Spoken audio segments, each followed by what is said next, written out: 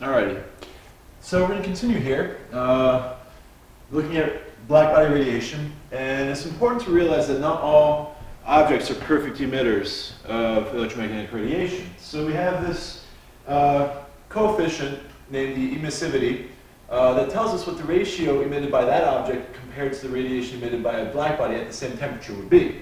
So obviously E equal to 1 is going to be a black body, but anything else is going to represent something less, something that's not as perfect of an emitter or absorber. The emission and absorption thing, by the way, they go together. You're just as good of an emitter as you are an absorber.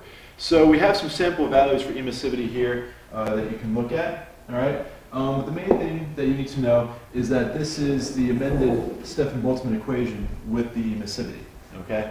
An emissivity of 0 is going to imply a perfect reflector, all right, of electromagnetic radiation. So yeah, there we go. That's the formula that you can write down. So an example problem with this, all right, calculate the power per unit area radiated by the Earth at the temperature that we had above if its emissivity is 0.62. So we calculate this new intensity, just the emissivity times the intensity here, 0.62 times 388 watts per meter squared. All right, and we end up with 241 watts per meter squared. So then it says calculate the power emitted by a square kilometer of ocean surface at 10 degrees Celsius if its emissivity is 0.65. So again, power per square kilometer is just going to take some unit juggling to do this here, but the intensity is just going to be equal to the emissivity times the Stefan-Boltzmann constant times the temperature to the fourth power. In this case, temperature is going to be we got to put it in Kelvin, right? So it's going to be 273 plus 10 Celsius, so that'll be 283 Kelvin, all right? And our emissivity is 0.65. So when we do this here, it'll be 0.65 times our Stefan-Boltzmann constant, 5.67 times 10 to the negative 8 watts per meter squared per Kelvin to the fourth. And then we're multiply it by 283 Kelvin to the fourth power. When you do all of this, you get 236 watts per meter squared, but the question did ask for per kilometer squared, so we just need to multiply it by 1,000 meters divided by 1 kilometer, and we got to do that twice for both meter units. So it's squaring that conversion factor. What we end up with is 236 times 10 to the 6th power watts per kilometer squared in terms of the intensity of radiation emitted by the ocean, since it does have a temperature. Okay? All right, so another example here. Okay, moving on, talking about our sun now. Okay, so what we want to do is calculate the power of electromagnetic radiation emitted by our sun. If we assume it to be a black body at 5800 Kelvin, I know before I said 6000, you'll see both values used interchangeably. Okay, just stick with whatever they give you. And if we assume it has a mean radius of 7 times 10 to the 8th meters. All right, so what we're looking for is power. Emissivity is equal to 1 since it's a black body, so we can just take this as the following equation. All right, and we have all of our variables that we would need for this, the radius being 7 times 10 to the 8th meters, and the temperature being 5800 Kelvin. Sub in all of our values, and we get the following.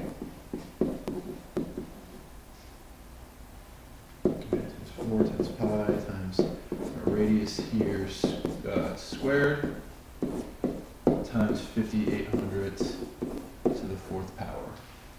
Okay? When you do all this, we get a value of approximately 3.95 times 10 to the 26th watts, and that's how much power our sun emits. Really, it's about 3.9. Okay? We just have the radius and the temperature that are a little bit different. Okay? So our sun is a black body emitter, okay, with a total power of 3.9 times 10 to the 26 watts. So the Earth, we're about 1.5 times 10 to the 11th meters, 1 astronomical unit. We'll talk more about that distance when we get to astrophysics, from the sun. So the question is, all right, how much intensity do we receive from the sun here at Earth? If we assume that the power radiated by the sun is going to be distributed uniformly, all right, we can assume that it spreads out equally and it has like equal influence in all directions, and so we can imagine it spreading out like a sphere, okay, the surface of a sphere. And we could pretend like the sun is at the center of that sphere and that we are located at a distance d, which would be the radius of the sphere. So what we end up receiving here, okay, is if we consider that entire surface area of the sphere for all the power the sun emits to be distributed over, we receive whatever cross-section we are here at Earth, A, as a fraction of that power that's being sent out here, all right? So more specifically, let's figure out what exactly that is, all right? Again, like I said, the Earth is that many meters from the sun. In the sun, we have a radius there, okay? So the idea here, okay, this is the radius of the Earth. The idea here is we want to calculate what the intensity is that we're receiving here, okay? So to do this, all right, at the location of the Earth, we imagine it's emitting equally in all directions. We're going to need this right here to give us the intensity of sunlight that we were receiving on Earth. In other words, at a distance from the sun, the total power is going to be spread over the surface area, okay, of a sphere, an imaginary sphere that has this radius. So to do this, we're going to use that 3.9 times 10 to the 26 watts that we defined before, and our surface area of a sphere with this radius.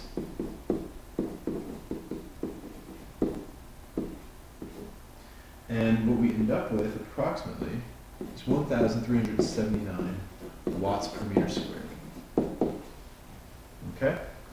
So that is the average intensity of sunlight as it comes to Earth. Now, the question is, how much are we actually receiving on average? Because if you think about it, that's the intensity if we had the Earth cut in half, okay, if it was straight on. But the Earth does not receive radiation straight on.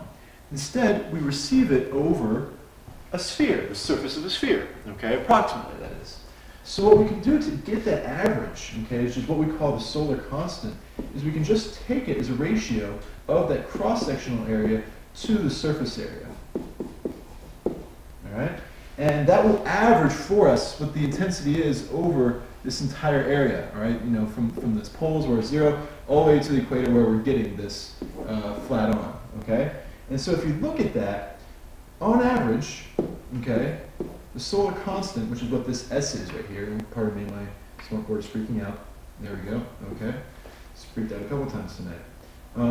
What we get, all right, is a quarter of the intensity we had in the previous part. So it's approximately, all right, 345 watts per meter squared. This is what we call the solar constant, okay?